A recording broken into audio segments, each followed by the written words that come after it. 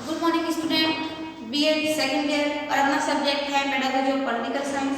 इसमें हम यूनिट 1 पढ़ रहे हैं। यूनिट 1 का जो आज का अपना टॉपिक है वो है राजनीति विज्ञान के जो पाठ्यक्रम निर्माण के जो विशिष्ट सिद्धांत हैं, उन विशिष्ट सिद्धांतों के बारे में चर्चा करेंगे। इससे पहले की जो ऑनलाइन क्लास थी उसमें मैंने आपको राजनीति विज्ञान के जो सामान्य सिद्धांत हैं, उन सामान्य सिद्धांतों के बारे में चर्चा की थी। तो कोई भी पाठ्यक्रम जो होता है वो परिपूर्ण नहीं होता है, जो व्यक्ति का सर्वांगीण विकास करने के लिए सहायताप्रद हो। लेकिन राजनीति विज्ञान के अंतर्गत हम कुछ ऐसे बातें हैं, जो ऐसे कुछ सिद्धांत हैं, उनकी पालना करेंगे। उस सिद्धांतों की पालना करते हुए पाठ्यक्रम का निर्माण करेंगे तो वो अवश्य ही विश्व की जो समझ जातियां हैं, उस समझ जातियों के विकास के लिए सहायक सिद्ध होगी। जिसे इसका जो प्रथम सिद्धांत है वो है एकता का सिद्धांत। प्रथम सिद्धांत है वो है एकता का सिद्धांत।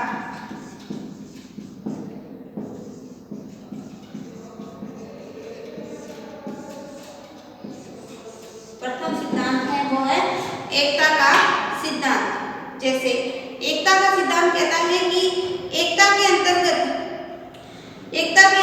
राजनीति विज्ञान की जो नागरिक शास्त्र का जो अध्ययन किया जाता है, उसमें उसकी जो अखंडता एवं उसकी जो पूर्ण एकता है वो समस्त रूप से निहित होती है। जैसे उसके अंदर सामाजिक रूप से सामाजिक अभिव्यक्ति, समता का अधिकार, जो भी अधिकार है, जो कर्तव्य है, उन कर्तव्यों का उसमें समावेश किया जाता है, जिसमें व्यक्ति उनको पढ़ता है और उसके बारे में अपनी जो अधिकार है, जो कर्तव्य है, उसके बारे में जानकारी प्राप्त करता है। तो यह विषय है जो एकता और अखंडता को लिए हुए ऐसी बातों का समावेश करेंगे। राष्ट्र के प्रति जो राष्ट्र के निर्माण में सहयोग करते हो, ऐसी बातों को नागरिक शास्त्र के अंदर समावेश करेंगे तो व्यक्ति के अंदर इन भावों का विकास होगा। इस एकता को बनाए रखने के लिए राजनीति विज्ञान की जो सामग्री है उसको अपनी संपूर्णता के लिए पूर्व निश्चित कर लेना चाहिए कि राजनीति विज्ञान के अंतर्गत कौन कौन सी बातें समावित हो, पाठ्यक्रम के अंतर्गत कौन कौन सी बातें निर्धारित की गई हो, उनके बारे में जानकारी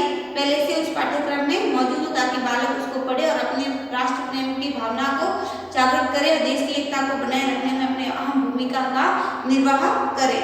दूसरा है केंद्रीयकरण तथा समन्वय का सिद्धांत। दूसरा है केंद्रीयकरण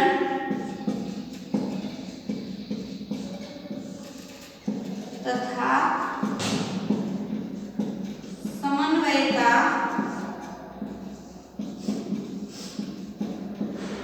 सिद्धांत।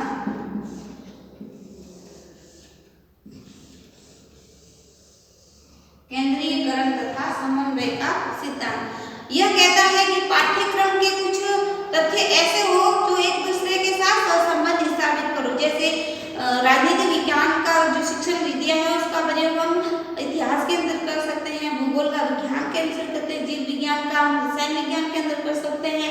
इसलिए एक विषय है, उस विषय की जो शिक्षण विद्या है, उस शिक्षण विधि को हम दूसरे विषय के अंतर्गत भी पढ़ सकते हैं, दूसरे विषय के साथ भी उसका सहसंबंध हो, यानी उसके पाठ होंगे वो एक दूसरे से सहसंबंधित स्थापित हो और एक विषय से दूसरे विषय में उसका हम ज्ञान अर्जन कर सकते हैं। नहीं, ऐसा नहीं होगा। पाठ्यक्रम के अंतर्गत जो शिक्षा का मुख्य उद्देश्य है, व्यक्तित्व का पूर्ण विकास की हम प्राप्ति नहीं कर सकते हैं। इसलिए जो विषय होंगे उन विषयों का एक दूसरे के साथ सहसंबंध स्थापित होना, एक दूसरे से संबंधित हो, ऐसा होना चाहिए। फिर है तीसरा शैक्षिक मूल्य का विकास। तीसरा है शैक्षिक मूल्य का विकास।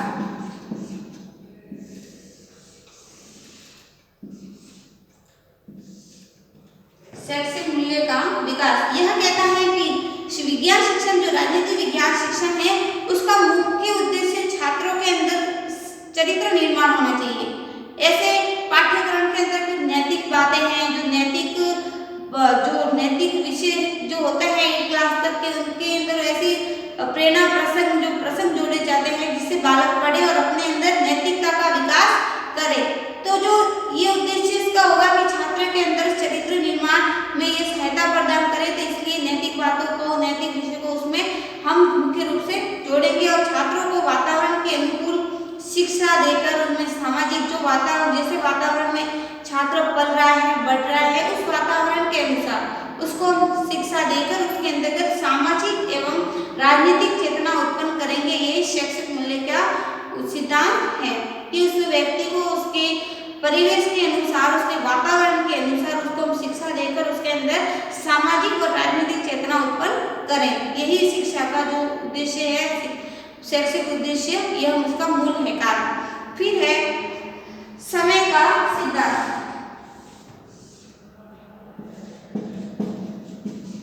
समय का सिद्धांत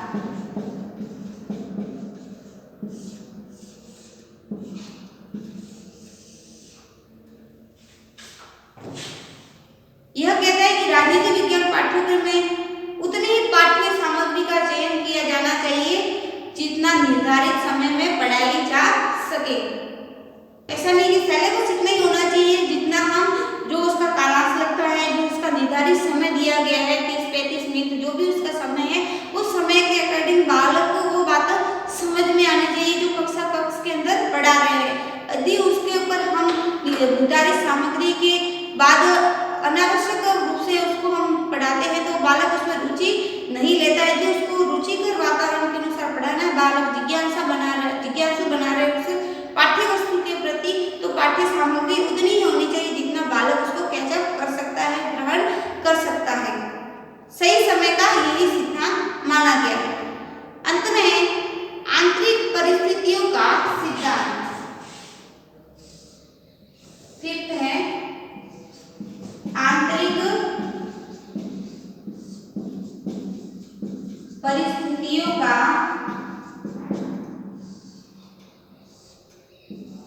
सिद्धांत।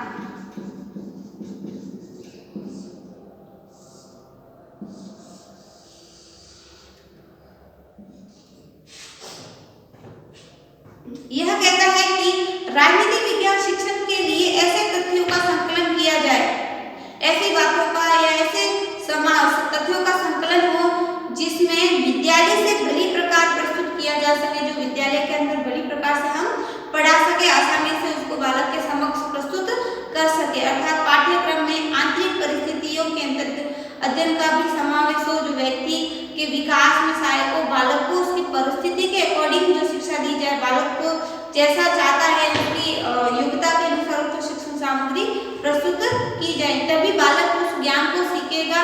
और वो ज्ञान जब सीखेगा अपने मन से, जब रुचि के आधार पर वो ज्ञान सीखता है तो वो ज्ञान स्थायी बना रहता है। आगे है व्यक्तिगत भिन्नताओं का सिद्धांत।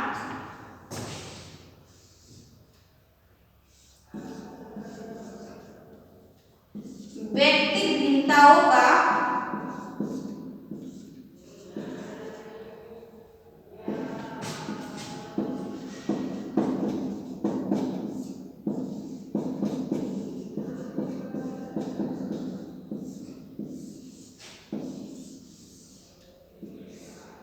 व्यक्तिगत भिन्नताओं का सिद्धांत।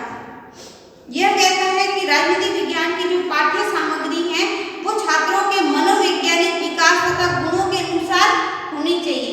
छात्र का जैसा उसकी, जैसे मैंने आपको अभी पहले ही बताया कि छात्र की जो सीखने की क्षमता है, उसकी बुद्धि उपलब्धि जितनी है, उसकी परिपक्वता जितनी है, उसके अकॉर्डिंग छात्र को हम ज्ञान दे सकते हैं। उसी के अनुसार पाठ्य सामग्री भी होनी चाहिए। तो यह पाठ्य सामग्री छात्रों के मनोवैज्ञानिक विकास, छात्र चाहता है वैसा उसके समक्ष पाठ्यक्रम होना चाहिए, उसकी परिपक्वता अनुसार पाठ्यक्रम होना चाहिए। पाठ्यक्रम में उस सामग्री को स्थान दिया जाना चाहिए जो छात्रों की आवश्यकता की पूर्ति करे। छात्र जैसा चाहता है, जैसी उसकी आवश्यकता है विद्यालय के वातावरण में पाठ्य वस्तु की, वैसी ही पाठ्य वस्तु उसके सामने प्रस्तुत की जाए। अर्थात पाठ्यक्रम में निर्माण जो व्यक्तिगत भिन्नता है, जैसे कोई कुशाग्र बुद्धि वाला होता है, कोई मंद बुद्धि वाला होता है, कोई अपंग बालक होता है, कोई शारीरिक रूप से विकृत बालक होगा, या जो बहिष्कृत बालक होते हैं, उनकी जो आवश्यकताएं होती है वो अलग अलग आवश्यकताएं होती हैं। प्रतिभाशाली बालक किसी चीज को हम समझाते हैं या पढ़ाते हैं तो उसको तुरंत कैचअप कर लेता है, लेकिन मंद बुद्धि बालक होगा वो उसको धीरे धीरे सीखने का प्रयत्न करेगा। तो ऐसे बालकों को किस प्रकार से शिक्षा दी जाए, उनकी आवश्यकता के अनुसार उनके सिलेबस उनका होना चाहिए, पाठ्यक्रम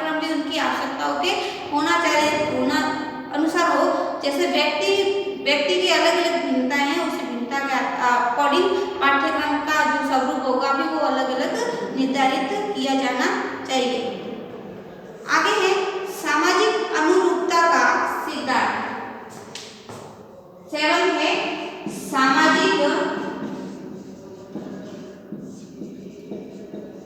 अनुरूपता का सिद्धांत।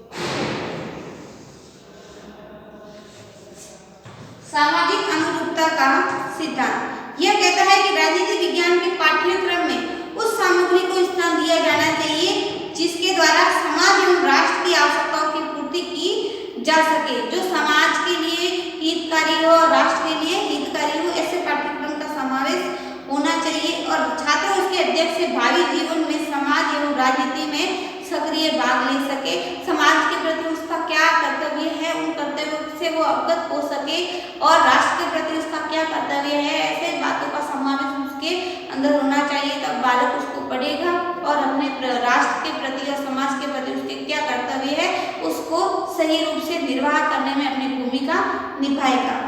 इसके साथ ही छात्र में आदर्श नागरिक गुणों का विकास हो सके, अतः पाठ्यक्रम में सामाजिक अनुरूपता का जो समावेश है वो होना चाहिए, जिससे छात्र के अंतर्गत आदर्श नागरिकता, भावी नागरिकता के जो गुण हैं वो व्यक्तिगत गुण उसके अंदर विकास हो सके।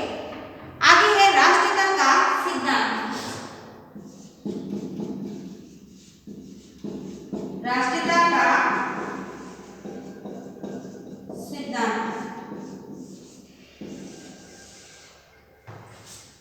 यह कहता है कि बालक को एक सच्चे राष्ट्र के अंतर्गत उसके अंदर राष्ट्रीय भावना विकास हो सके, राष्ट्रीय भावना जो उसके साथ विकास हो उसके, तो वो राष्ट्र के प्रति अपनी जो भूमिका है वो सर्वोपरि निभाएगा।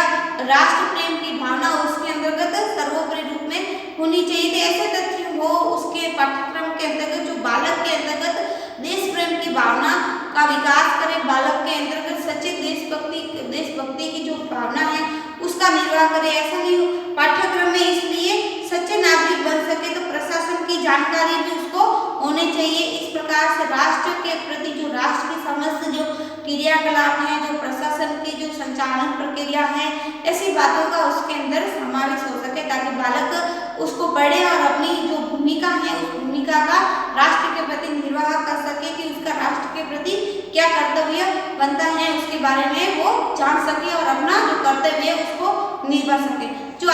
आज की जो ऑनलाइन क्लास है उसमें हम इतना ही पढ़ेंगे कि राजनीति विज्ञान के जो विशिष्ट सिद्धांत है, जैसे एकता का सिद्धांत, केंद्रीकरण का, समन्वय का सिद्धांत, शैक्षिक मूल्य का सिद्धांत, समय का सिद्धांत, आंतरिक परिस्थितियों का सिद्धांत, व्यक्तिगत भिन्नता और सामाजिक और राष्ट्रीयता का जो सिद्धांत है उसके बारे में जो बातें हैं, ये बातों का पाठ्यक्रम में यदि समावेश होगा तो बालक का हम समस्त रूप से सर्वांगीण विकास कर सकेंगे, जो बालक के लिए भी हितकारी होगा और राष्ट्र के लिए भी हितकारी होगा। तो आज की ऑनलाइन क्लास को ध्यान से सुनने के लिए आप सभी का धन्यवाद।